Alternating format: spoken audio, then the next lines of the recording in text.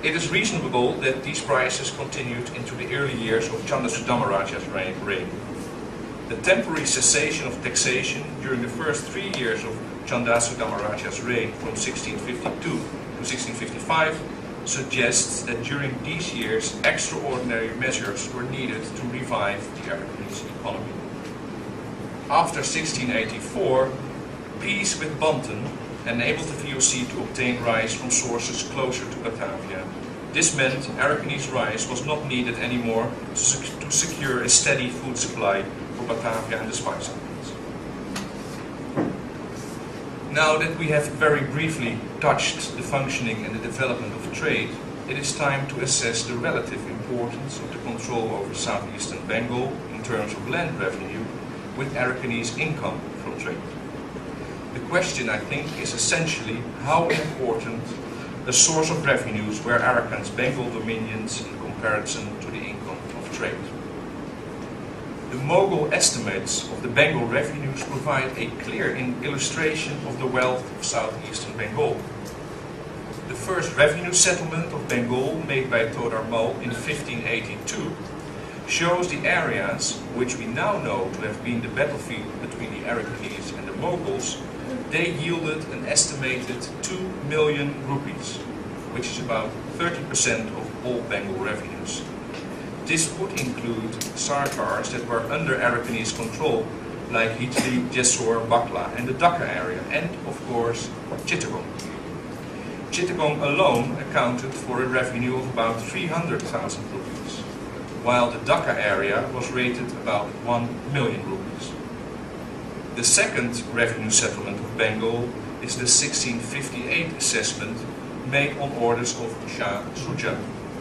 If we are to follow Richard Eaton, who calculated on average a 100% increase in the revenues of southeastern Bengal between 1582 to 1658, the southeastern Bengal revenues would have grown to about 5 million rupees in the middle of the 17th century. Although the underlying figures are sometimes difficult to interpret, it's clear that southeastern Bengal was an important economic center already in the late 16th century, certainly worth the effort of conquering.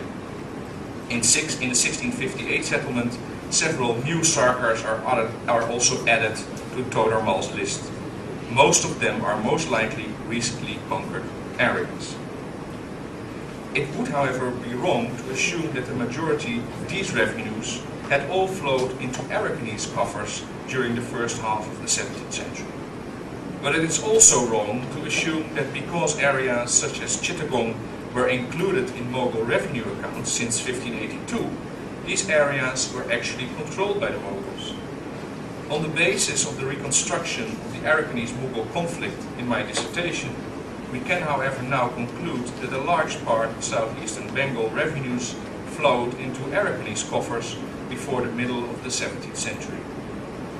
This corroborates van der Helm's mid-17th century statement quoted earlier, when he argued that the income from Bengal taxes was the most important source of revenue for the Arakanese treasury. Earlier in the 17th century, the Dutch chief on the Coromandel coast wrote to the VOC's Governor-General in Batavia that Bengal was of considerable economic importance to the Arakanese. British and Mughal revenue settlements of the Chittagong area later clearly point to the fact that regular land revenue collection was an important element of Arakanese control over this part of Bengal. The fact that when the British took control over Chittagong, the land revenue administration was still based on Arakanese standards and Arakanese practices provides clear evidence that revenue extraction from Bengal was organized along the same lines as it was in Arakan itself. In Chittagong, land was measured in Magi Kani. Land surveys were made according to Arakanese methods. No maps were used, but the measurements were recorded in a field book. The Mughals, moreover, used the Arakanese era in fiscal matters. This would lead to the conclusion that the Mughals probably ratified existing estates which had already been measured by the Arakanese earlier. This is confirmed by the fact that the majority of local zamindars reportedly settled in Chittagong from the middle of the 16th century. when the land was first occupied by the Arakanese. From this evidence, we may conclude that regular land grant collection formed part and parcel of Arakanese administration in southeastern Bengal. As quoted earlier, Talish in the Fatida Ibria stated that regular accounts of the Bengal revenue with regards to the Sarkars to the northwest of Chittagong were kept by the Portuguese operating under Arakanese control from Chittagong. To conclude, the question that we should ask ourselves now is what share of official income actually depended on agrarian management and what share was derived from trade. Taxes on trade in Arakan should be estimated at most at 10%. Of this tax, 4% went to the king's officials and 6% immediately to the king. Between 1636 and 1644, VOC return cargoes from Arakan were valued at about 12,000 to 31,000 guilders each year. This suggests a tax income from trade with the Dutch probably amounted between 800 or 2,500 tanka per year. And the Dutch were certainly the largest traders in Arakan, accounting for the majority of the cargo entering and leaving the country. If we speculate, we could assume that tax on trade levied on all other traders would probably not amount to much more than taxes levied on the VOC trade as a whole. This would give a tentative figure for income from tax on trade of about 5,000 tanka a year. Then again, traders of course also brought gifts, which can also be considered as royal revenues from trade.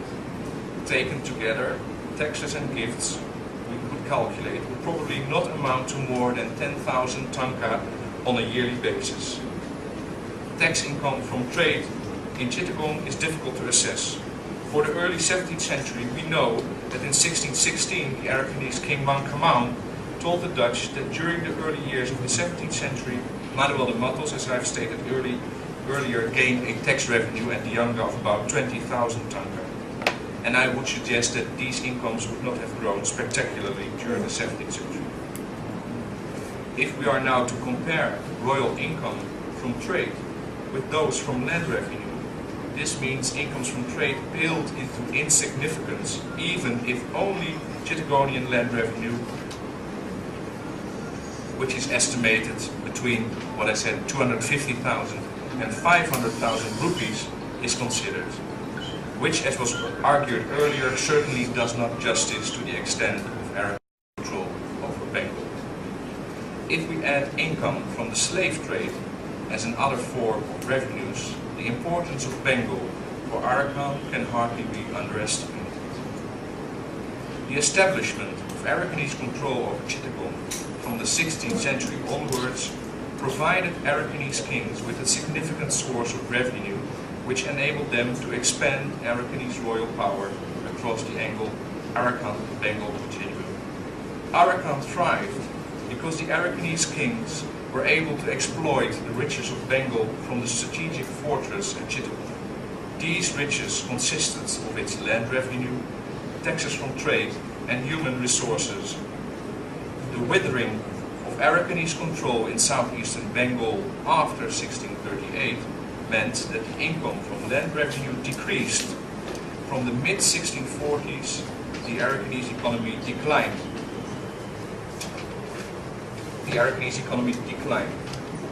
The large-scale trade in slaves slowly died out during this period. VOC demand for Arakanese rice also almost disappeared when the Dutch found other and more easily accessible sources. The departure of the VOC from Arakan had its impact on other merchants. Larger merchants from Coromandel followed the Dutch example and stopped their businesses in Arakan. With the disappearance of the Bengal revenues and the departure of large traders, Arakanese markets dried up. Arakanese royal power that had depended upon the redistribution of the considerable wealth generated by the control over Bengal and taxes from trade was now challenged from within. The country subsequently was torn apart by a civil war at the end of the 17th century. This brings me to the end of my talk to you. I have tried to give a brief glimpse of Arakanese history during the rule of King theory of the Dhamma-Raja, and the importance of control over Bengal for the expansion of the Arakan state in the 16th and 17th centuries. If you want to learn more about this episode, you can download my dissertation from the website of Leiden University Library for free. Next slide, please.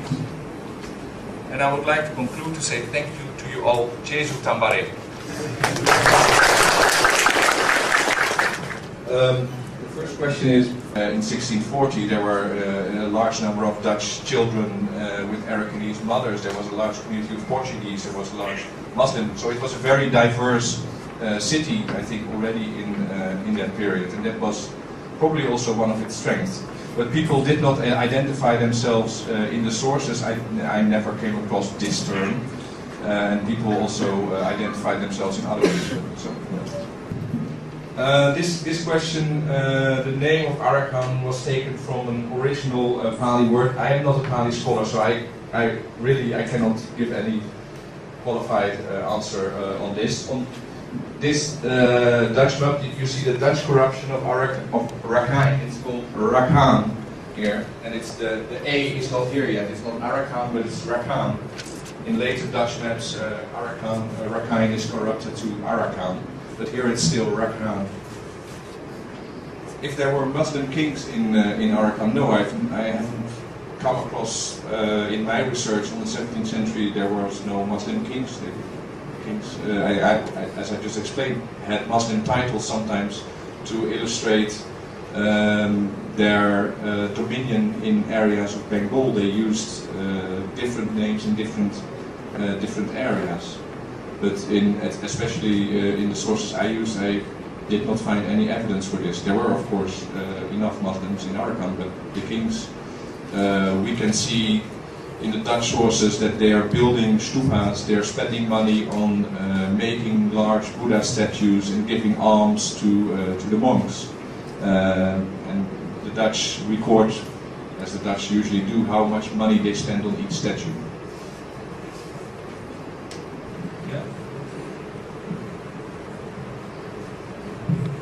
May I just try to give an answer to the question of Venerable Pandita who asked about, we are now, with my assistant Dominion, finishing a catalogue of all Rakhine Dosa.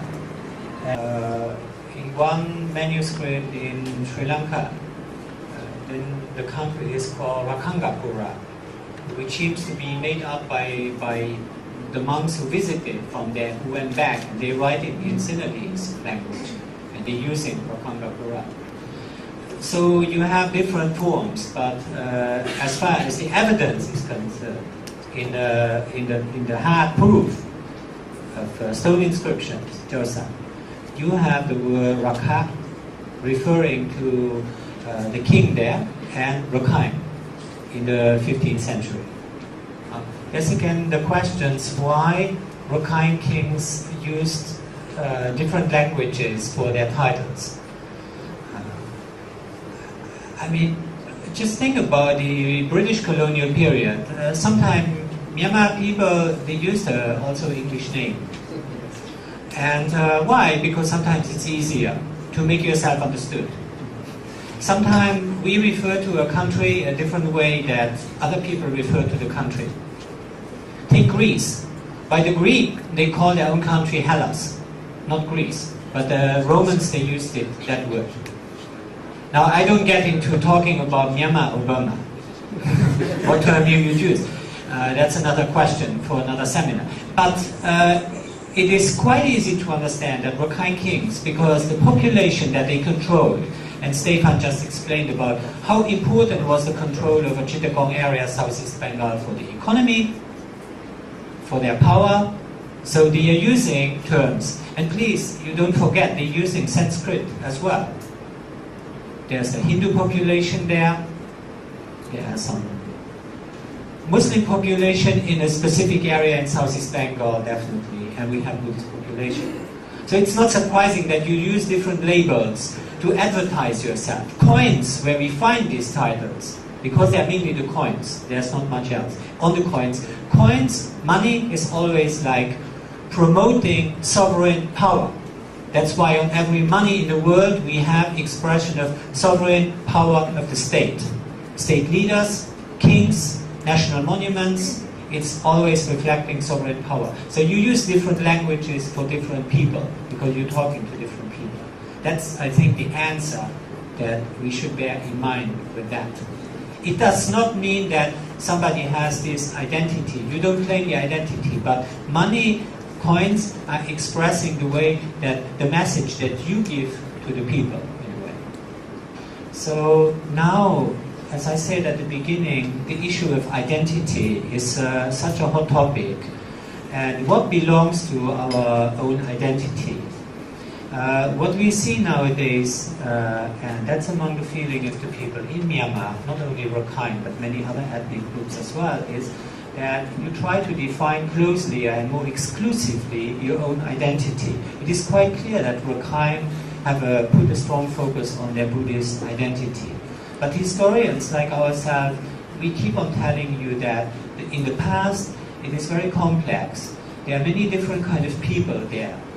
And we have a problem, to understand sometimes the different identities. It doesn't mean like we need to find this out. Sometimes we cannot because we don't have the evidence. The question here, do you accept that Bengal, Chittagong and Rakhine are very closely linked, social, economy, political and regional, for centuries back?